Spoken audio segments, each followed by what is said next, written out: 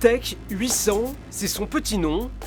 Ce robot est capable de transporter 750 kg et de pousser un char, un des prototypes actuellement testés au camp militaire de Sissonne. On peut soit défoncer une barricade pour pouvoir faire franchir des soldats. On peut aller chercher un soldat blessé sous le feu sans exposer un autre groupe. On peut faire du minage à distance, donc déposer des mines à distance. Expérimenter sur le terrain des robots et des drones, c'est le rôle de la section exploratoire robotique du 94e régiment d'infanterie. Cette unité de 12 spécialistes étudie ici tout leur potentiel en lien direct avec les fabricants. Donc on nous demande de réfléchir, de penser au combat futur. Comment on pourrait employer les drones ou les robots sur le champ de bataille. Donc on a le matériel nécessaire, imprimante 3D, scanner 3D, pour essayer de créer des pièces, trouver des solutions et améliorer le combat futur. Les drones FPV, exclusivement pilotés en manuel grâce à ces lunettes, occupent une place de choix dans le travail de la section.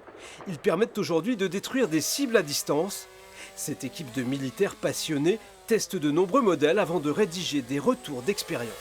On reçoit des drones, on en commande aussi, ou alors on commande des pièces pour en créer, selon nos besoins. Et on essaye sur le terrain, si ça marche, on fait un rétexte qui monte à nos chefs. Il faut être très, très curieux pour travailler dans ce métier-là. Il faut aller faire des recherches à droite et à gauche. Il faut lire les rétextes des uns des autres. Et on s'appuie de ça, et en s'appuyant de ça, plus notre expérience sur le terrain, on arrive à avancer grandement sur tout ce qui est drone. Donc si les deux, tu les mets vers le haut, ton drone il va faire ça.